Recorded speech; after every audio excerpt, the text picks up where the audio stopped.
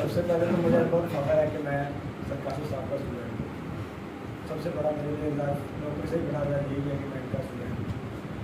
وہ دن میرے لیے بہت قابل ذکر ہے جس دن میں اس اکیڈمی میں آیا. اس اکیڈمی میں آیا شارٹ ہینڈ کی تو پہلے تو تھوڑا سا اچھا لگا کہ ایک نیا کام ہے, نیا تجربہ ملے گا. 20-25 دن کیا, اس کے بعد کار شروع ہو گئی کہ یہ کون سے کریں گے. لیکن پھر وجہ مسئلہ یہ ہوا کہ کریں گے کیا, سب سے بڑا سوال. تو پھر لگے رہے کہ کیا کریں گے, یہی کر لیتے ہیں, مشکل آسان کرنے تو پڑے گی. کرتے کرتے 3-4 مہینے بعد اس میں انٹرسٹ پیدا ہو.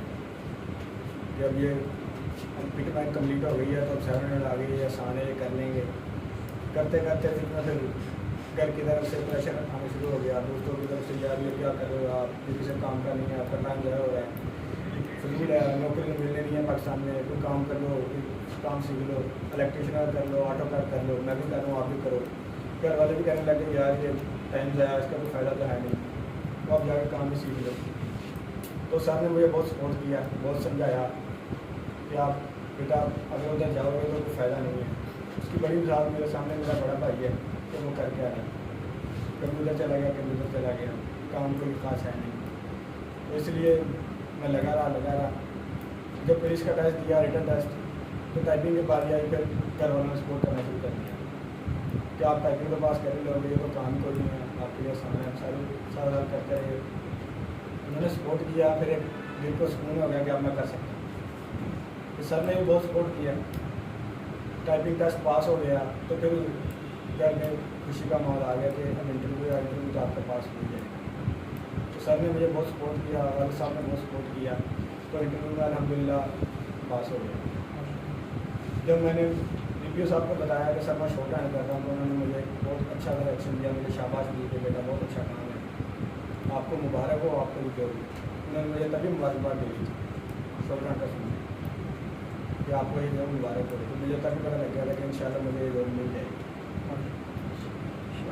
تو بعد میں جب لسٹ آئی تو بہت خوشی ہوئی کہ لسٹ آ گئی ہے, تو میرا نام آ گیا ہے. گھر والوں میں سب میں خوشی کا ماحول آ گیا, سب رشتے داروں کے کال آنا شروع ہوئے, چلو بیٹا کوئی تو گھر میں ہے جو ایسا گورنمنٹ جاب لگ گیا, باقی سارے ایسے پھر رہے ہیں, کوئی ایک بچہ تو مل گیا. سارے محلے والوں نے مبارکباد دی, ابھی تک آ رہے ہیں گاؤں سے لوگ, بیٹا آپ کو مبارک ہو, آپ کو مبارک ہو. تو یہ سب میرے استاد کرام کی محنت کا ملتا ہے. میری تو محنت بھی اتنی تھی بھی نہیں کہ میں مل سکتی. میری گھر والوں کی تو تھی, استاد کرام کی بات تھی, اس لیے مجھے جاب مل گئی. اللہ پاک کا بڑا فضل ہے. تو میری آپ سے یہی گزارش ہے کہ آپ اپنے ٹیچر کی ہر بات کو مانیں, آپ نماز پڑھیں, قرآن پاک کی تلاوت کریں, اور ٹیچر کی ہر بات کو مانیں. گھر والوں کی کوئی اگر بات بری لگتی ہے اس کو دل کر لگے رہیں, یہی اسی میں کامیابی ہے. اگر کہیں گے کہ یار گھر والے تو مان لے, گھر والے یہ کہتے ہیں, وہ کہتے ہیں, ڈانٹتے ہیں, اور مجھے اتنا تو برداشت نہیں ہوتا, تو پھر آپ کچھ نہیں کر سکیں. ایسے کر کے جو پاکستان میں آ جائیں. اگر ان دل باتوں کو برداشت کر لیں گے, اپنے موٹو کو جاری رکھیں گے, تو آپ کا انشاءاللہ ایک نہ ایک دن کامیاب ضرور ہو جائے گا. میری دعا ہے آپ کو مجھ سے بڑی اچھی جاب تھی.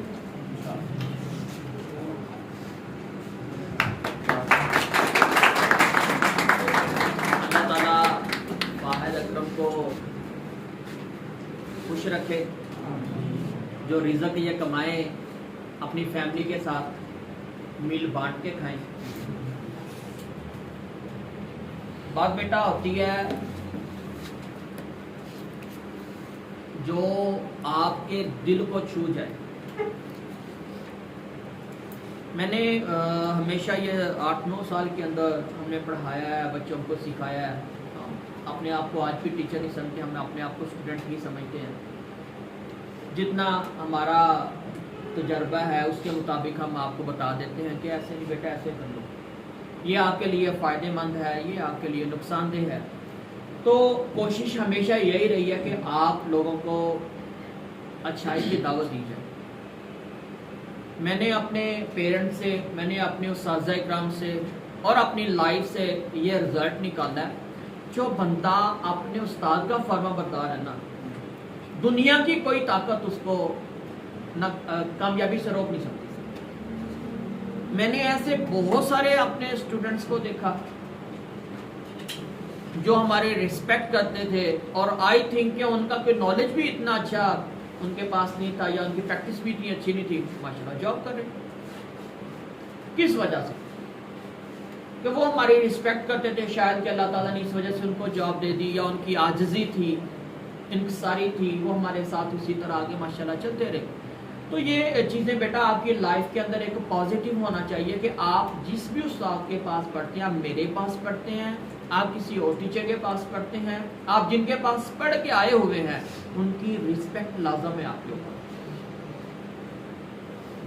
میں کئی دفعہ پہلے بھی بتا چکا ہوں کہ میرے والد صاحب یہ کہا کرتے تھے جس وقت میں گھر سے پڑھنے کے لیے نکلتا کہ بیٹا اگر اپنے رومال کے ساتھ اپنے استاد کی کرسیاں، جوتیاں، ٹیبل صاف کرنے پڑیں تو وہ بھی صاف کریں.